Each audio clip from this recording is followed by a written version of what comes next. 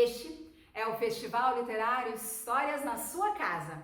E eu sou Niedja Genai e uma história eu vou te contar. Sim, as histórias marcam, inspiram, emocionam, divertem e são inventadas ou reais. Por isso, aperte o cinto da sua imaginação, ou solte se preferir, e viaje comigo numa história de quando eu era bem pequena. Sim, quando eu era menina, eu sempre tive muito medo. E o meu pai, um homem que para mim sempre foi muito sábio, me abraçava e dizia: "Vem cá, minha menina, hoje eu vou te contar uma história para assustar o medo." De olhos bem abertos, olhando para o meu pai, eu ouvia atentamente cada palavra que saía de sua boca. Ele tinha palavras incrustadas em sua pele. Suas mãos tinham se acostumado a tecer histórias. A sua voz sabia voar como os pássaros, brilhar como as estrelas, escorrer entre as sombras como os peixes coloridos. E mesmo quando a história era de assombração, assustava o meu medo e me fazia dormir e sonhar. Nos meus sonhos, eu sempre sonhava que estava viajando e conhecendo o mundo inteiro. No outro dia, eu contava para o meu pai que o meu sonho era exatamente esse, conhecer o mundo inteiro. E ele dizia que a única forma que eu tinha de conhecer o mundo inteiro era ouvir todos os contos e todas as lendas. As palavras que viajam desde os tempos remotos dentro das histórias dizem mais do que significam. Elas estão escritas com os fios da noite. Ele dizia, e eu perguntava: como eu vou descobrir os contos? Quem vai me contar todas as lendas do mundo inteiro? Sempre ansiosa, queria ter todas as respostas ao mesmo tempo. E o meu pai sorria. E naquele sorriso havia mistérios, sabedorias que vinham dos meus antepassados, magias de outros mundos. Certo dia, ele me levou até o quintal de nossa casa. Ali, pegou uma vasilha de barro e colocou dentro um punhado de terra e pedrinhas. Depois, levantou o recipiente por cima da sua cabeça e derramou a terra, que foi se misturando no ar e caiu entre a grama e as folhas secas. Eu não entendia nada, mas observava tudo em silêncio. Estudava todos os movimentos e ações do meu pai. Eu sabia que o seu gesto, as suas ações e as suas palavras tinham um significado mágico. Mais tarde, no final do dia, ele caminhou comigo até um rio perto de casa. E ali, pegou um punhado de água em suas mãos e derramou sobre um turvelino de águas correntes. Olhando atentamente para mim, me disse uma lição que eu jamais esqueceria. Niedja, escute como a terra se mistura com o vento. Escute o que as águas diz quando arrastam outras águas. Meu pai estava muito sério e eu sabia que ali, naquele momento, eu ia descobrir o segredo das histórias. E atentamente eu ouvia, querendo aprender tudo o que ele queria me contar.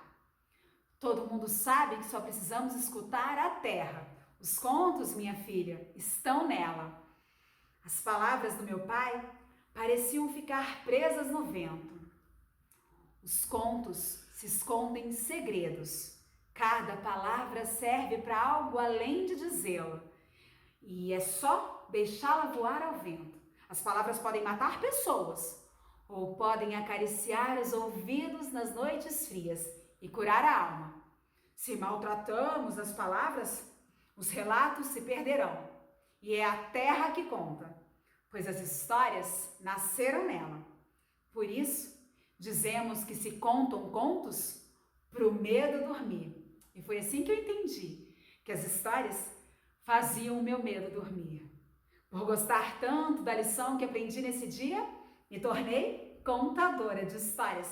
E escolhi uma das histórias preferidas que já ouvi, contada pelo meu pai, para eu contar para vocês.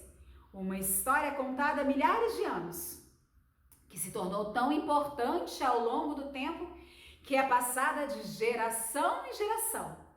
E é a história da criação do mundo, na visão do povo hebreu. E é assim que eu gosto de contá-la. No princípio de tudo, nada havia. A terra não tinha forma alguma. Tudo o que havia era o Espírito de Deus pairando sobre a escuridão das águas. Um dia, Deus se sentiu um pouco enfadado de ficar sem fazer nada e disse: faça-se a luz.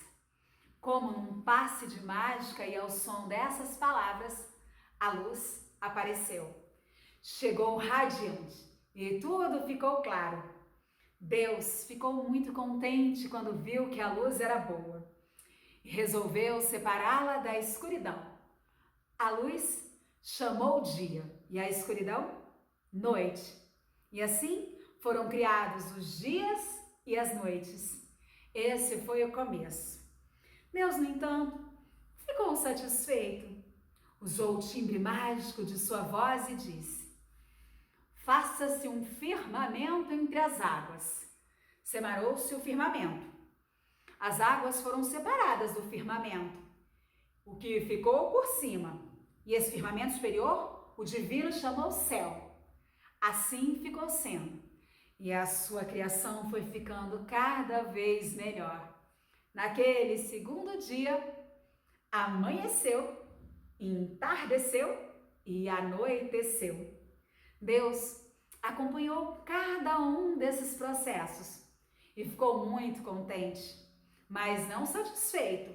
Resolveu então criar a terra, o elemento sólido, e disse que as águas que estão debaixo do céu se ajuntem e que ainda por entre elas espaços áridos apareçam.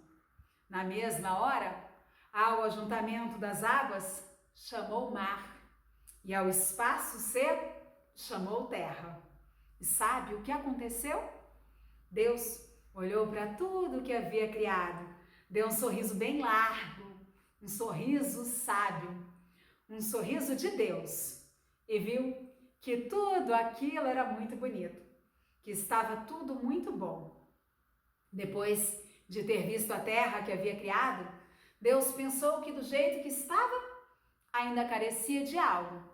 Pensou por um instante e disse: puxa vida, acho que é preciso colocar algo sobre a terra. Já sei.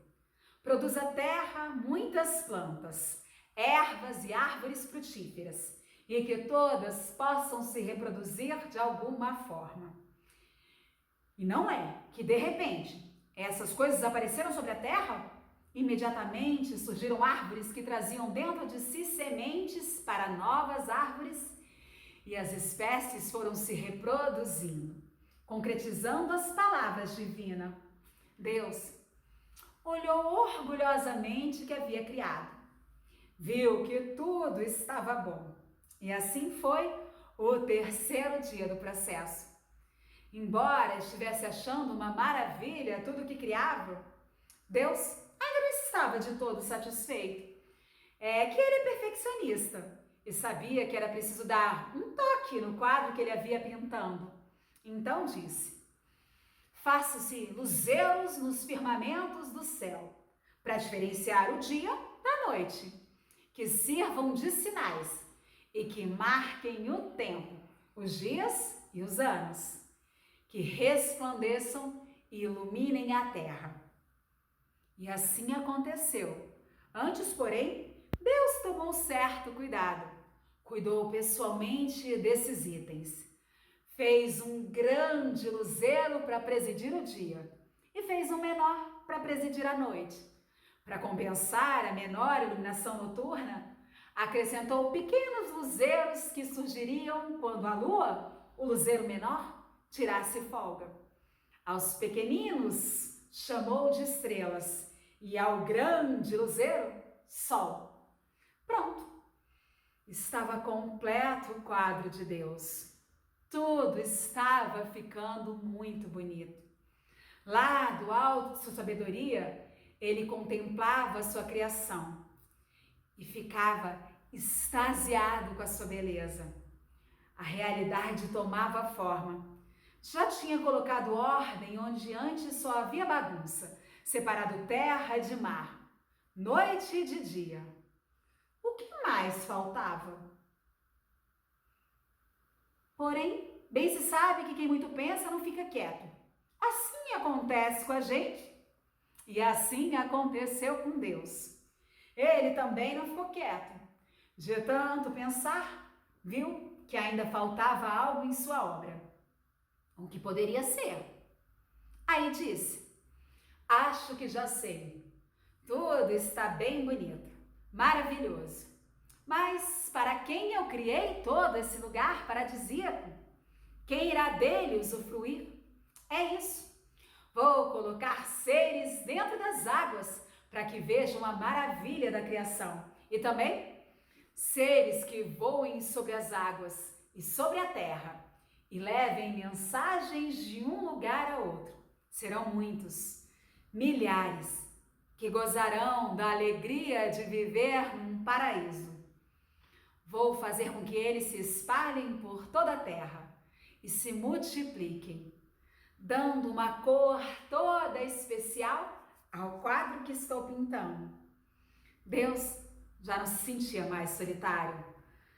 Lá, no alto de sua sabedoria, contemplava toda a maravilha que estava criando e ficava orgulhoso, um sorriso farto, sorriso de Deus, cheio de orgulho, orgulho de pai, que sabe que está fazendo o melhor para os seus filhos. Naquele quinto dia, Deus lançou um olhar à sua obra e viu que realmente tudo estava muito bom. Talvez ainda não estivesse completo, mas estava muito bom. E com vontade de melhorar ainda mais a obra de sua criação, Deus percebeu que tinha esquecido de colocar animais sobre a terra. Ele já havia criado os seres marinhos e os alados, mas não tinha colocado sobre a terra animais.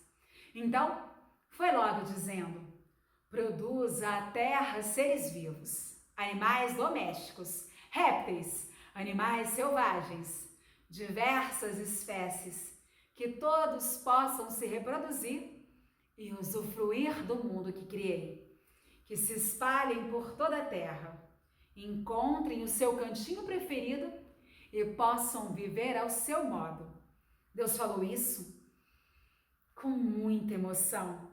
Estava realmente muito comovido com a obra saída de sua mão. Poderia até ter feito um grande discurso. Poderia ter falado sobre a importância de preservar esse jardim que havia criado para todos. No entanto, alguma coisa ainda o inquietava. O que poderia ser? Repassou tudo o que já havia realizado. Contou todas as suas façanhas. Reviu todo o material usado. Olhou diversas vezes para o seu quadro. Nada lhe parecia faltar. Alguma coisa, porém, o incomodava. De repente, é isso. Todos os seres vivos que criei são perfeitos. Não lhes falta nada. Tem água para beber, alimento para saciar a fome, companheiros e companheiras para partilhar os seus dias e suas vidas. Tem tudo o que precisarão. Só o que me falta é um jardineiro. Afinal, quem irá tomar conta desse meu jardim? Quando eu quiser descansar, quem irá coordenar tudo por aqui? Tenho que criar um jardineiro. Tem que ser alguém superior. Não, superior não, jamais. Nesse mundo não pode haver um ser superior a outro. Ou todos serão iguais, ou haverá discórdia. Todos serão livres e saberão usar a liberdade. Criarei um ser diferente de todos os outros seres, que possa tomar conta de tudo em meu lugar. Com esse olhar cheio de amor, Deus decidiu criar o homem. A ele deu o poder de reinar sobre toda a obra de sua criação.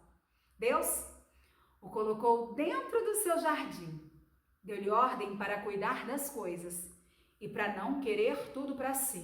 Deus criou o homem a partir do barro.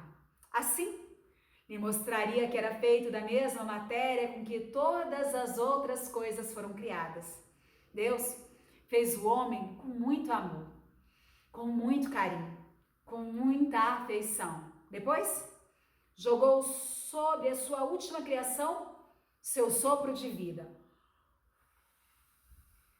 seu espírito, e fez a sua imagem e semelhança.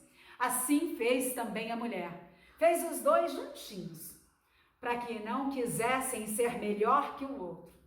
Depois mostrou a eles todo o jardim e ordenou que eles tomassem conta e não deixassem acabar nenhuma das espécies que ali estavam.